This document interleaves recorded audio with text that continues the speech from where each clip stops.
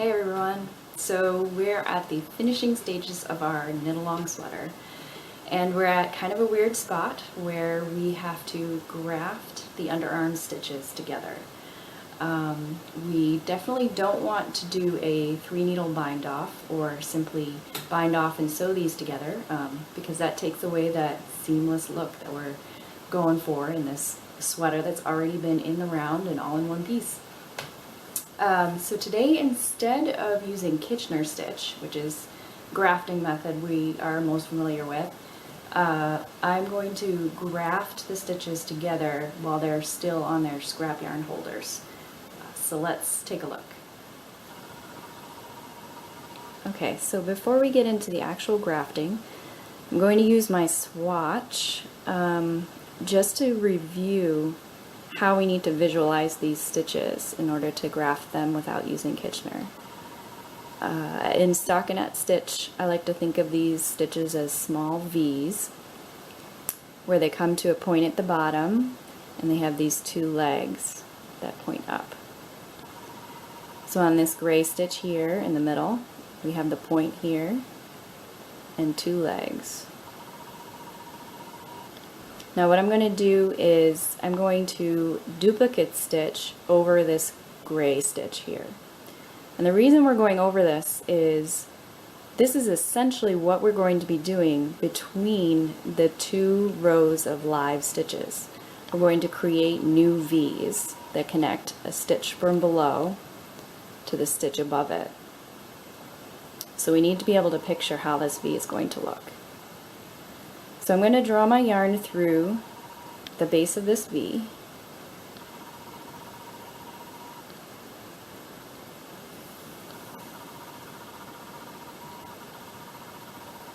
And then to copy this gray stitch here, I'm going to go up this leg first. I'm going to follow this leg, and it scoops around the base of the V above it. I'm going to draw my yarn across here. You can see it kind of pinches that V together, the base. And to complete the stitch,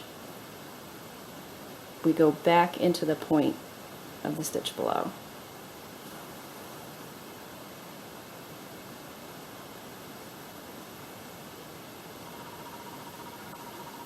So I've essentially created a new stitch connecting the bottom green stitch down here up to this gray stitch up here, covering up the gray stitch underneath it.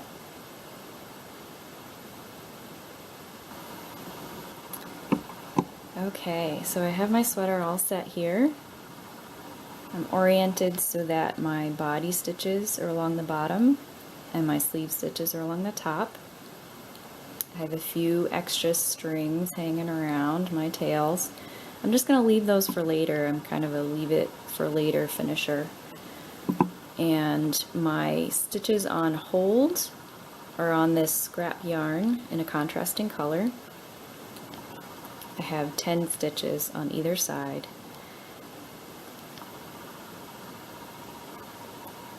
So I'm going to start with this first stitch in the bottom right hand corner of this space, and thinking about the duplicate stitch that I was creating on the swatch, I'm going to create a new V stitch, a new stockinette stitch, a little V that sits right inside this little V of a stitch here.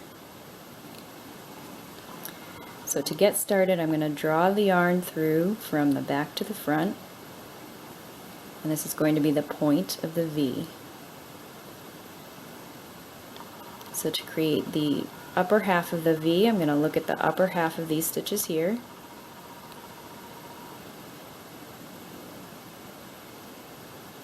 And I have my first stitch that's on hold right here. I'm going to go through that stitch from back to front. In addition, I'm going to grab the second stitch from back to front. And you see when you grab those two together and they are pinched together at the base, they form a V.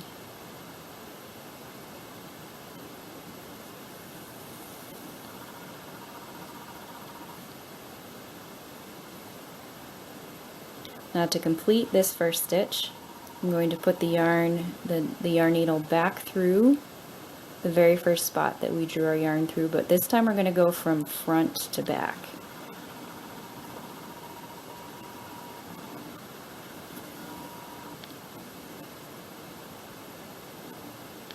And when you pull this up a little more snug, you can see an extra large stretched out V right here. So we're going to do this again. I'm going to try and keep this in the frame in a nice way so that you can see what's going on. So let's start the next stitch. I'm going to go through this next stitch on hold from back to front. And draw the yarn through.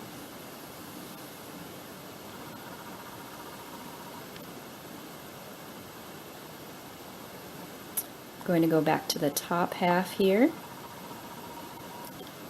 And you can see next to where we were before, where that extra large V is, I'm going to grab the next stitch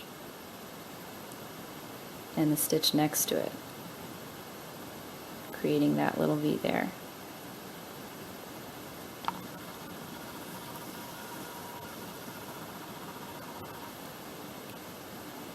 Now to complete this stitch, I'm going to go back into our original stitch on the bottom from front to back, creating the tip of that V.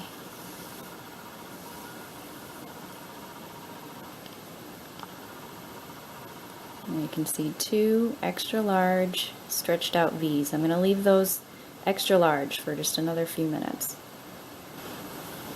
Okay, so after you've done a few stitches, well, what I like to do anyway is I like to leave these just a little bit loose to start so that I can see what I'm doing. And then I'll go back with the tip of my needle and tighten these stitches up so that they are the same tension as the stitches above and the stitches below.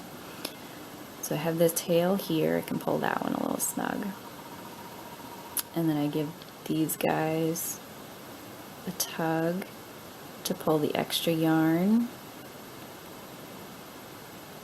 across the row. You can see I'm leaving these, I'm not pulling them super tight so that they're connected really tight across here. I'm pulling them just tight enough so that they look the same size as the one above it.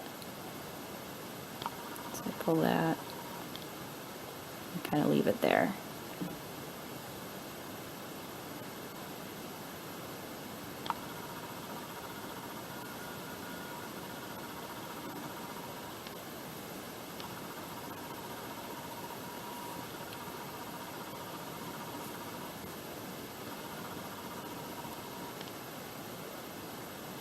And there you go.